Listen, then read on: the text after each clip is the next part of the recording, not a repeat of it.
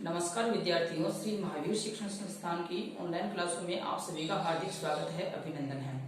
प्यारे विद्यार्थियों, हिंदी साहित्य की व्याकरण में हम बात कर रहे थे काव्य गुणों की, और काव्य गुण में हमने 2 गुण पहले पढ़ चुके हैं। माधुर्य गुण और ओज गुण की चर्चा हमने पिछली वीडियो में कर ली है। आज हम बात करेंगे प्रसाद गुण की। प्रसाद गुण की लक्षण, परिभाषा और जो विशेषताएं हैं और जो उदाहरण हैं उनकी आज हम चर्चा करेंगे। तो आइए विद्यार्थियों, हम विस्तार से पढ़ते हैं प्रसाद गुण के बारे में। तो प्यारे विद्यार्थियों, आज हम चर्चा करेंगे प्रसाद गुण की कि प्रसाद गुण क्या है, किसे कहते हैं। देखो, अगर हम सामान्य अर्थ की अगर बात करें तो प्रसाद शब्द का अर्थ होता है प्रसन्नता। प्रसाद शब्द का अर्थ क्या होता है? प्रसन्नता। अर्थात काव्य में जहाँ सुबोधता हो, सुबोधता, सु का अर्थ होता है अच्छा, और बोधता का मतलब सही ढंग से जानना या अच्छे से जानना।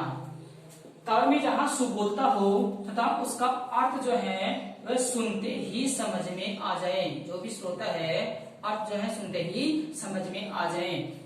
आचार्य दंडी के अनुसार देखो, परिभाषा क्या है कि जिस रचना का अर्थ सुनते ही सुनने वाले के समझ में आ जाए वहां प्रसाद गुण होता है। प्रसाद गुण यद्यपि सभी रसों में मिलता है, प्रसाद गुण लगभग सभी रसों में मिलता है, लेकिन मुख्य रूप से देखो सर्वाधिक कौन कौन से रसों में मिलता है? करुण रसे, शांत रसे और वात्सल्य रसे और हास्य रसे, इनमें प्रसाद गुण सर्वाधिक पाया जाता है। प्रसाद गुण सर्वाधिक पाया जाता है कौन कौन से रसों में? करुण रस, शांत रस, वात्सल्य रस और हास्य रस में प्रसाद गुण जो है सर्वाधिक पाया जाता है। अब हम बात करेंगे प्रसाद गुण की विशेषताएं की, कहाँ कहाँ होता है प्रसाद गुण, या हम इनकी पहचान जो है किस प्रकार से कर सकते हैं। पहली विशेषता है कोमल कांत पदावली, सरल एवं कोमल कांत पदावली। कहने का मतलब यह है कि जो भी पंक्तियां हैं काव्य की बिल्कुल सरल और कोमल कांत पदावली होगी। दूसरी विशेषता है नासिक वर्ण। नासिक वर्ण यानी पंचवर्ण। नासिक वर्ण कौन कौन से होते हैं? हर वर्ग का पंचम वर्ण जो होता है वह नासिक वर्ण होता है। और इसके अलावा क वर्ग और त वर्ग का सर्वाधिक प्रयोग होगा। प्रसाद गुण की जो रचना है, जो काव्य है, उनमें नासिक वर्ण यानी पंचवर्ण अधिक, क वर्ग में क ख ग घ ढ, त वर्ग में त थ द ध न, ये सर्वाधिक प्रयोग होंगे। ये दूसरी विशेषता। तीसरी विशेषता है नीति और भक्ति आदि के वर्णन में प्रसाद गुण की प्रधानता होती है। जैसे नीति और भक्ति के जो दो ही होते हैं, जो पद होते हैं, उनमें प्रसाद गुण की प्रधानता सर्वाधिक पाई जाती है। और कठिन वर्णों व समासों का अभाव भी होता है। कठिन वर्ण इसमें नहीं होते हैं और समास भी नहीं होते हैं। इसके बाद में जो रचना होती है वह सरल, सुबोध और सहज रीति से अभिव्यक्त होती है। कहने का मतलब जो है, जो रचना होती है सरल और सहज होती है, जो जल्दी ही एक बार पढ़ने से ही समझ में आसानी से आ जाती है।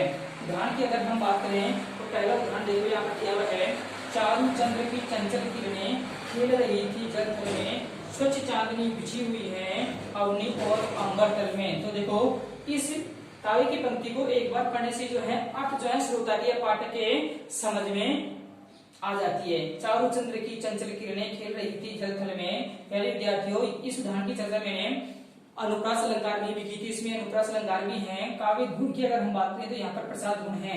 चारू चंद्र की चंचल किरणें, कि चंद्रमा की जो चंचल किरणें हैं खेल रही थी जल थल में, जल में और थल में जो है नाच रही थी अर्थात खेल रही थी। स्वच्छ चांदनी बिछी हुई है अवनी और अंबर तल में। अवनी जो है धरती को कहा गया है और अंबर जो है आकाश को कहा गया है। तो चंद्रमा की जो स्वच्छ चांदनी है चारों ओर बिछी हुई है। कहाँ बिछी हुई है? धरती पर भी बिछी हुई है और आसमान में भी, आकाश में भी बिछी हुई है। तो इस प्रकार से एक बार पढ़ते जो है श्रोता के आसानी से जो है समझ में आ जाए, इसे कहते हैं कोमल कांत पदावली, सरल जो है और सुबोध और सहज रीति से अभिव्यक्त जो है की गई है। दूसरी उदाहरण की अगर हम बात करें तो देखी सुदामा की दीन दशा, करुणा करके करुणा निधि रोए, पानी प्रात को हाथ छुओ नहीं, नैनन के जल सो पग धोए।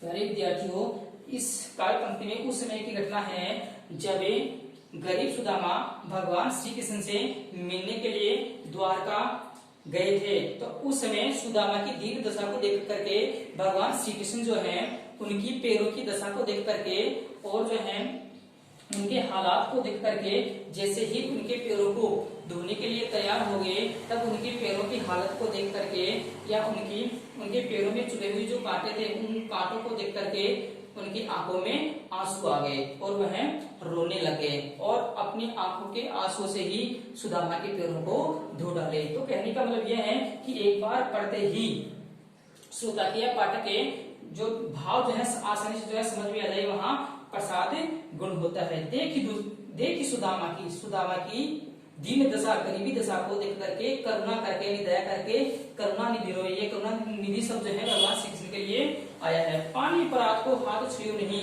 अर्थात सुदामा के पैरों को धोने के लिए परात में जो पानी लाए थे उसको हाथ से छुआ भी नहीं। भगवान श्री कृष्ण ने नैनन के जल से पक्त हुए और अपने आंखों के आंसू से ही सुदामा के पैरों को धो डाले। अब देखो इसमें विशेषताओं की अगर हम बात करें तो कोमलकांत पदावली ही नासिक वर्ण क वर्ग और तय वर्ग का सर्वाधिक प्रयोग यहाँ पर किया गया है। क वर्ग में देखो ये राख है ना, क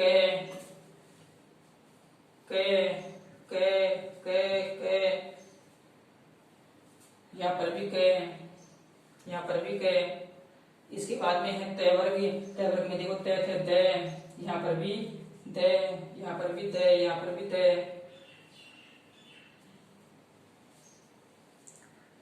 तय वर्ग में ये स भी है, तय वर्ग में न भी है, ये भी है, ये भी है, ये भी है। हाँ, इस प्रकार से ये सभी न वर्ग से संबंधित है। ये न है, ये तीनों नहीं न है, है ना। तो इस प्रकार से क और तय वर्ग का सर्वाधिक यहाँ पर प्रयोग किया गया है। कहीं कहीं नासिक वर्ण भी जो है देखने को मिलता है। तो इस प्रकार से हम जो है इनकी रचना करेंगे। तो एक बार फिर से हम जो है रिवीजन कर लेते हैं। प्रसाद शब्द का शाब्दिक अर्थ होता है प्रसन्नता। प्रसाद शब्द का शाब्दिक अर्थ क्या होता है? प्रसन्नता। काव्य में जहाँ सुबोधता हो, सुबोधता का अर्थ होता है कि जहाँ सही ढंग से अच्छे से हमें उनका ज्ञान हो जाए या अर्थ जो है जल्दी समझ में आ जाए, उसका अर्थ सुनते ही समझ में आ जाए, उसका अर्थ सुनते ही एक बार समझ में आ जाए, वहाँ कौन सा गुण होता है? प्रसाद गुण होता है। आचार्य दंडी के अनुसार जिस रचना का अर्थ सुनते ही सुनने वाले के समझ में आ जाए, वहाँ प्रसाद गुण होता है। प्रसाद गुण यद्यपि सभी रसों में मिलता है, लेकिन सर्वाधिक प्रसाद गुण देखो कौन कौन से रसों में पाया जाता है?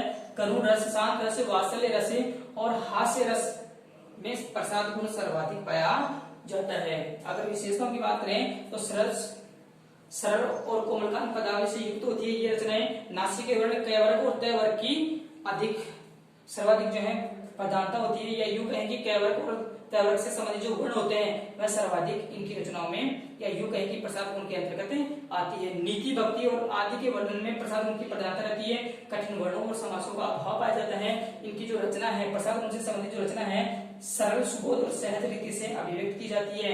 और उदाहरण मैंने आपको बता ही दिए, दो उदाहरण मैंने आपको बता दिए। उदाहरण आपको और भी जो है पास बुक्स में या जो है व्याकरण में आपको और अधिक मिल जाएंगे। अब हम अंत में बात करते हैं गुणों से संबंधित रीतियां भी होती है, गुणों से संबंधित रीतियां भी होती है। तो देखो यहाँ पर मैंने रीतियां भी लिखी है और जो है गुण भी लिखा है। माधुर्य गुण जो है, माधुर्य गुण का संबंध जो है वैदर्भी रीति से संबंधित है।